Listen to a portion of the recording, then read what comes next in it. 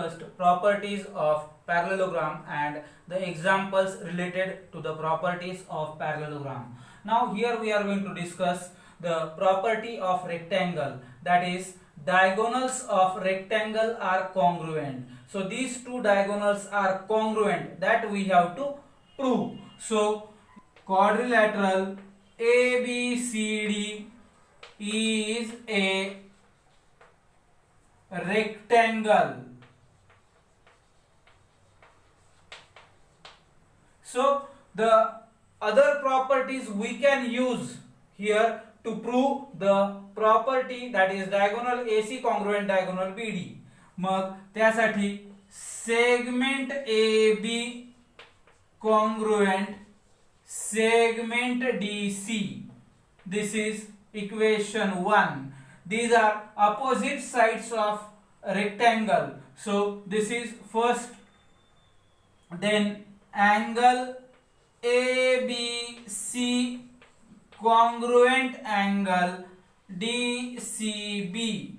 Step 2, because both are 90 degree, that means right angles. So these two properties we are going to use for the proof. So in triangle ABC and triangle DCB, segment AB congruent segment DC. This is from 1.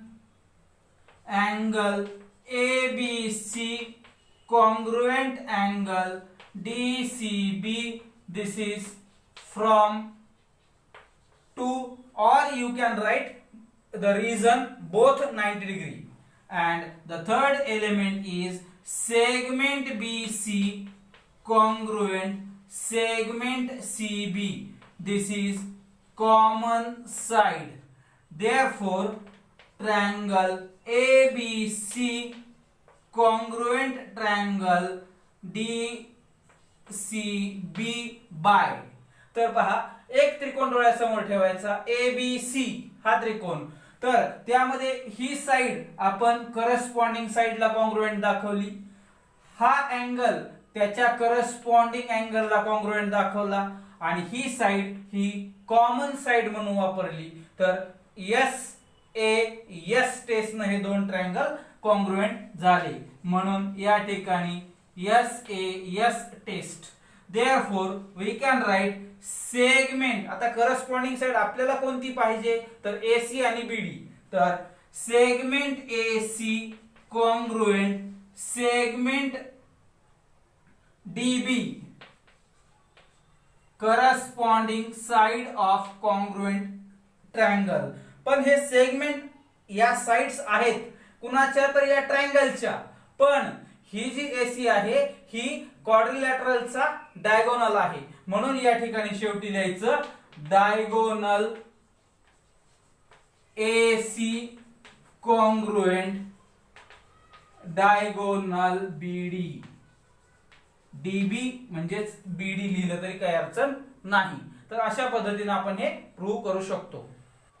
Now we are going to learn the property of rhombus, that is diagonals are perpendicular bisectors of each other. दोन्ही diagonal एकमेकांचे perpendicular bisectors असतात. मग given quadrilateral is a rhombus, diagonal AC and BD intersect in point O. Now prove diagonal AC is perpendicular bisector of segment BD or diagonal BD, and diagonal BD is perpendicular bisector of diagonal AC. This we have to prove. So proof: quadrilateral ABCD is a rhombus. This is given, but here we know every rhombus is a parallelogram. So here by that property we can take, or you can write the property. या ठिकाणी आपण property पण लिहू, every rhombus is a parallelogram. त्यानुसार हा झाला parallelogram. मग therefore quadrilateral ABCD is a parallelogram. मग या ठिकाणी पॅरलेलोग्रामच्या प्रॉपर्टीज लागू होतात. मग पॅरलेलोग्रामची प्रॉपर्टी डायगोनल संदर्भाने कोणती आहे, तर डायगोनल बायसेक्ट इच अदर, म्हणजे दोन्ही डायगोनल एकमेकांचे दोन समान भाग करतात. मग या डायगोनल मुळे या बीडीचे दोन समान भाग झाले आणि बीडी मुळे डायगोनल एसीचे हे दोन समान भाग झाले. तर अशा पद्धतीने आपण याला आयडेंटिकल मार्क्स दाखवू शकतो. मग त्यानुसार या ठिकाणी आपल्याला मिळतं सेगमेंट ओबी कॉन्ग्रुएंट सेगमेंट ओडी आणि सेगमेंट ओए कॉन्ग्रुएंट सेगमेंट ओसी. याला आपण इक्वेशन 1 लिहू. मग या ठिकाणी या शब्दातला परपेंडिक्युलर बायसेक्टर शब्दातला हा बायसेक्टर या ठिकाणी पूर्ण झाला, कारण एसी मुळे ओबी आणि ओडी हे दोन समान भाग झाले, म्हणजे हा सेगमेंट बीडी हा बायसेक्ट झाला, म्हणजे बायसेक्टर शब्दाचं काम या ठिकाणी पूर्ण झालं. आता आपल्याला परपेंडिक्युलर दाखवायचा, म्हणजेच या ठिकाणी इथले कोण हे काटकोन दाखवायचे आहेत. तर त्यासाठी आपण हे दोन ट्रायंगल कंपेअर करणार आहोत. तर in triangle AOB and triangle AOD, segment OA congruent segment OA, common side, segment OB congruent segment OD. This is from equation 1. आणि तिसरं segment AB congruent segment AD. याला कारण लिहू शकता आपण sides of rhombus.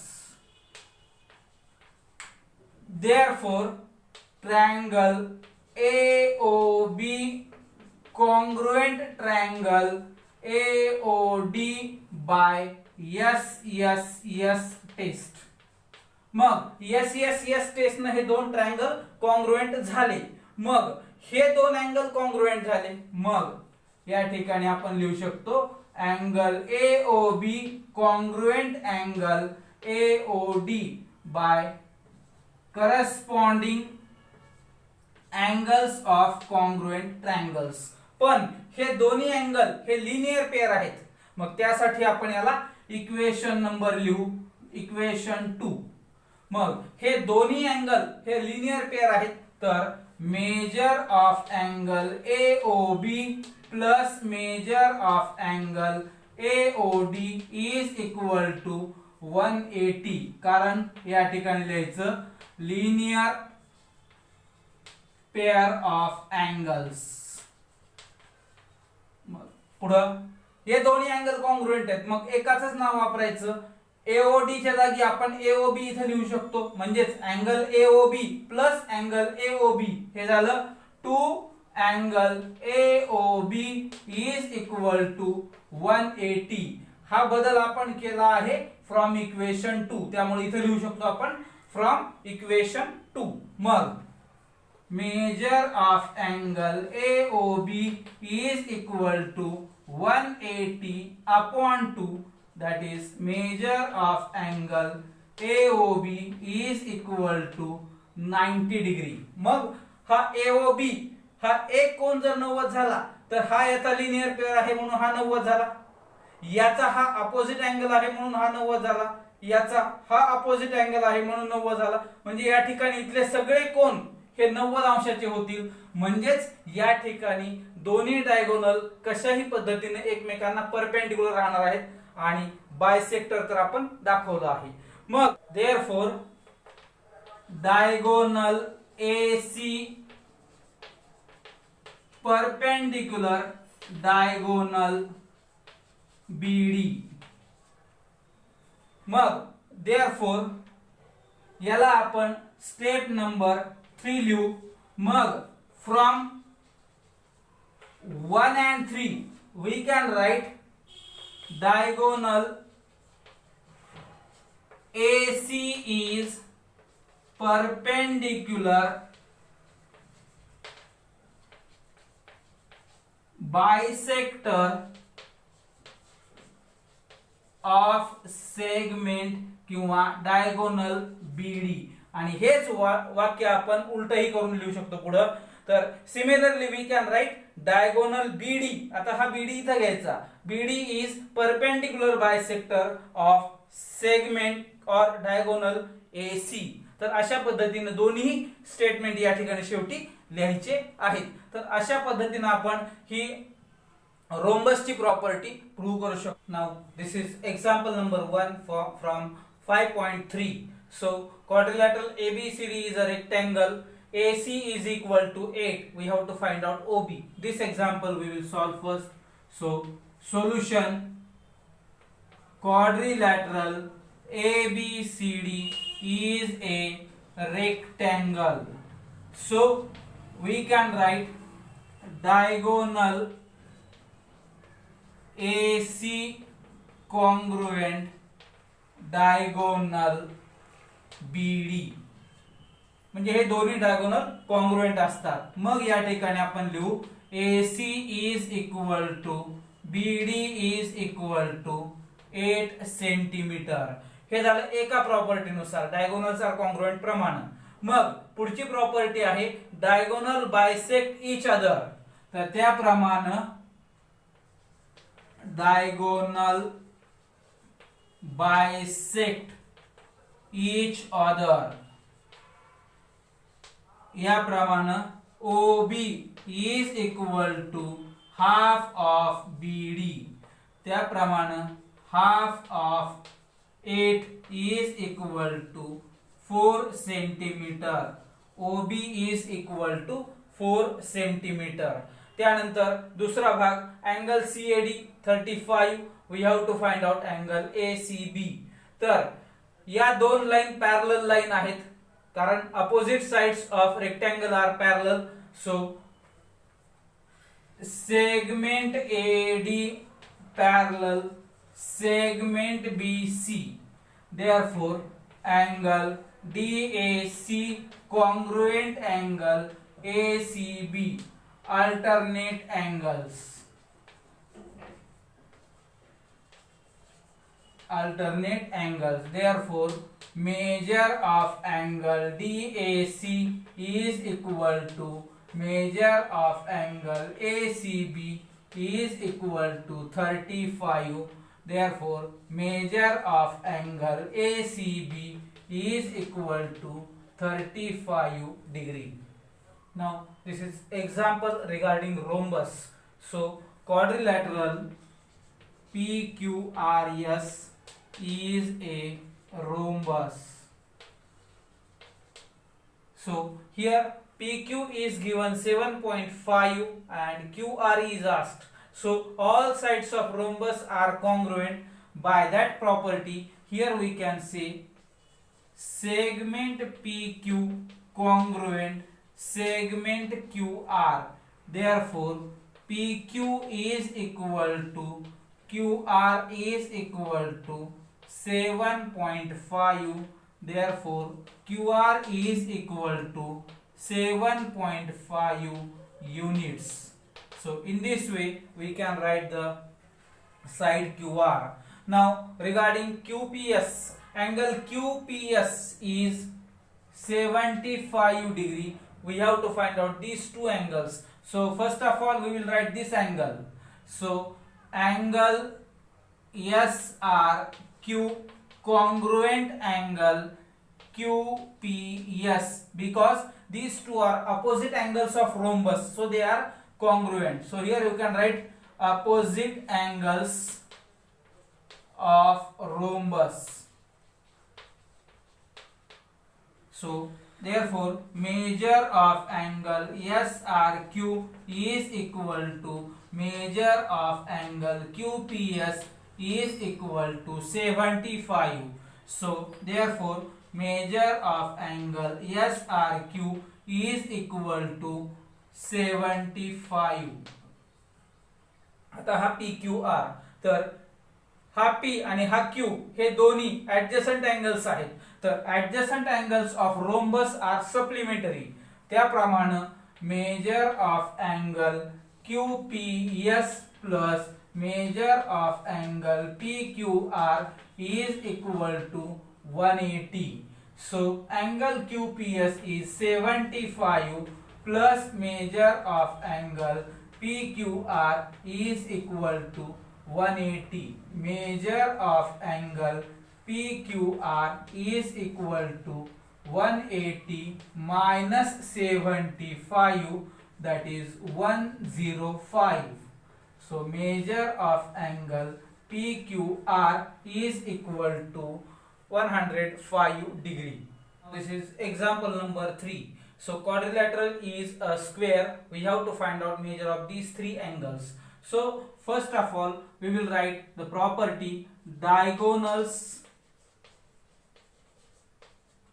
of square are perpendicular bisectors of each other. त्यानुसार therefore या ठिकाणी आपण लिहू शकतो diagonal LJ perpendicular diagonal IK. तर त्याप्रमाणे आपल्याला पहिला अँगल पाहिजे आहे IMJ.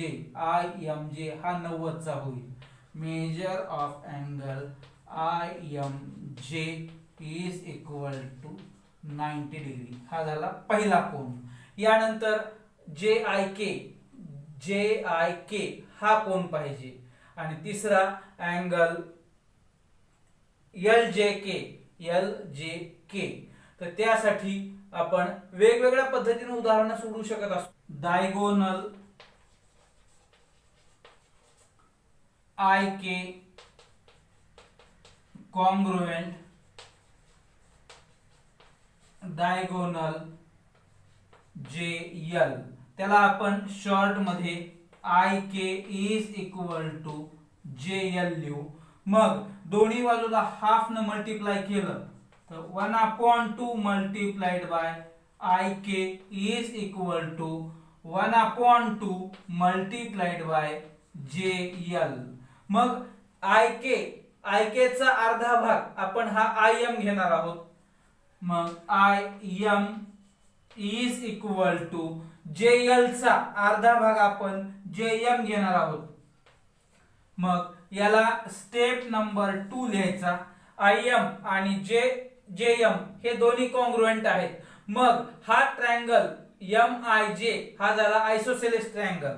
मग in triangle IMJ IM is equal to JM.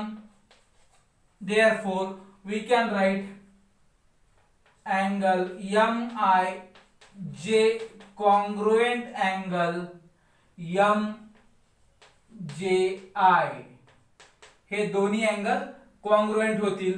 मग याला कारण लिहिता येईल आपल्याला isosceles triangle theorem. Isosceles triangle theorem. मग in triangle MIJ measure of angle MIJ plus measure of angle MJI plus measure of angle IMJ is equal to 180. हे दोन्ही angle congruent आहेत. ह्याला आपण स्टेप नंबर लिहू इक्वेशन 3. मग हे दोन्ही अँगल कॉन्ग्रुएंट आहेत तर दोन्हींच्या ठिकाणी आपण MIJ या कोणाचं नाव वापरू.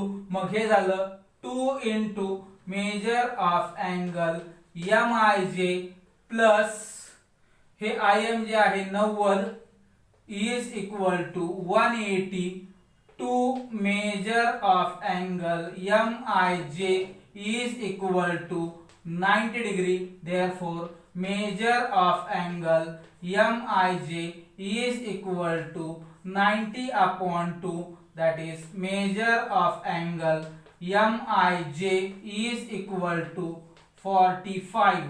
मग MIJ चं नाव आपल्याला JIK पण लिहिता येईल, कोण तोच आहे, फक्त त्याचं नाव आपण MIJ म्हणण्याच्या ऐवजी JIK म्हणतो आहेत. मग therefore measure of angle JIK is equal to 45 degree. आता यानंतर तिसरा कोन, हा कोन घ्यायचा आहे.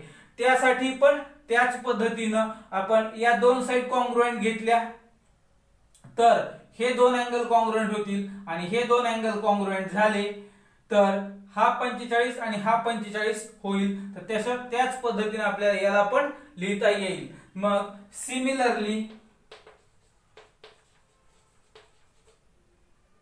we can write measure of angle LJK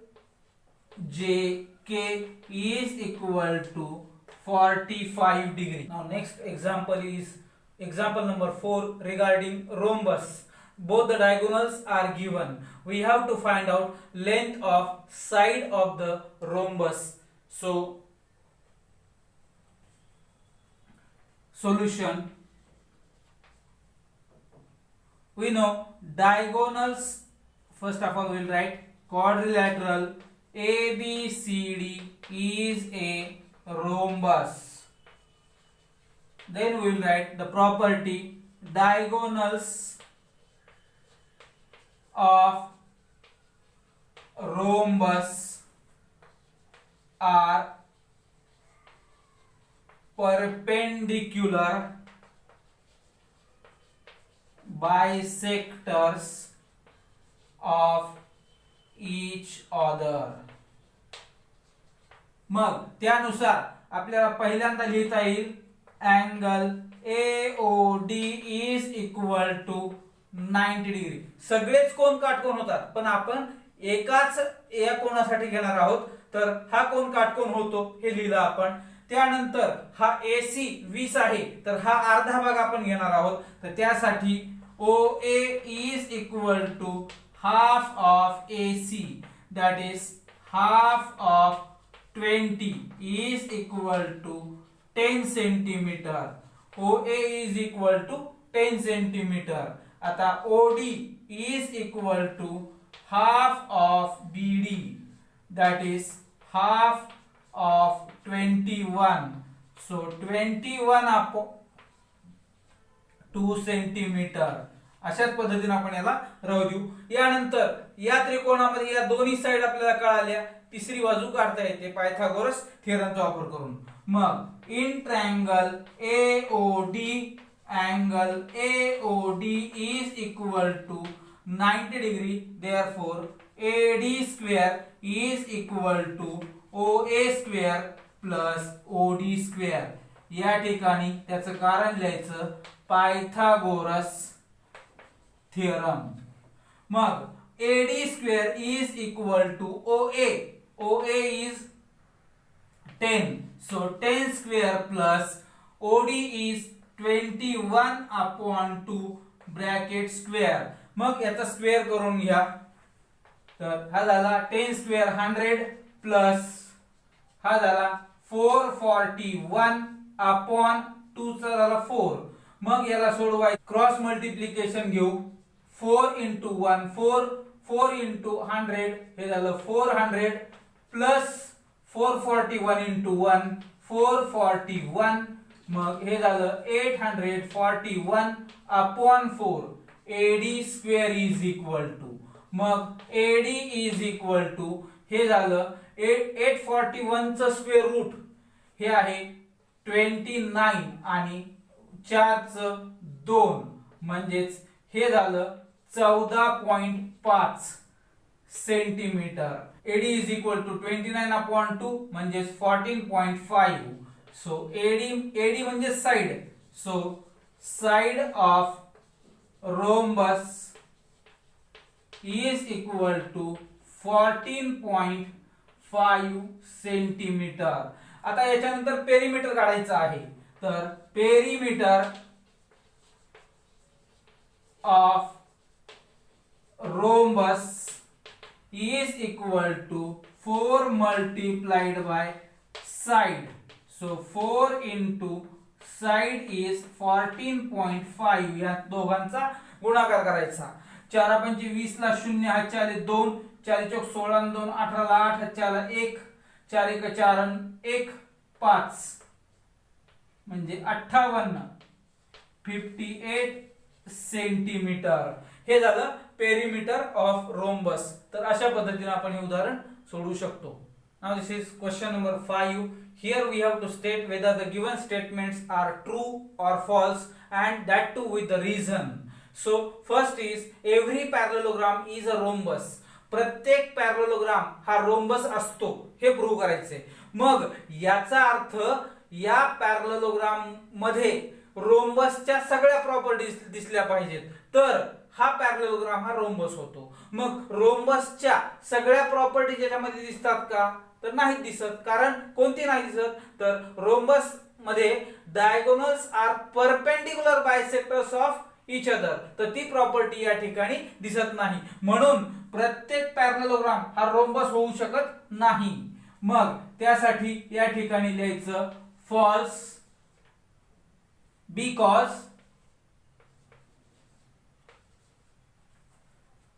in parallelogram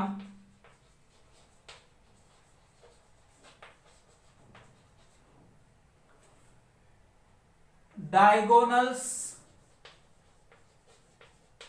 are perpendicular bisectors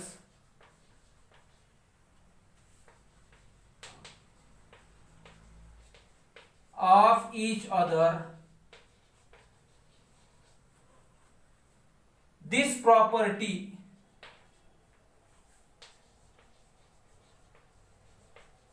is not present. दुसरं, every rhombus is a rectangle. तर रेक्टँगलच्या सगळ्या प्रॉपर्टीज इथे दिसल्या पाहिजेत. तर रेक्टँगल मध्ये डायगोनल्स कॉन्ग्रुएंट असतात. मग ते इथं असतात का? तर नाही. याचा अर्थ हे फॉल्स आहे. मग फॉल्स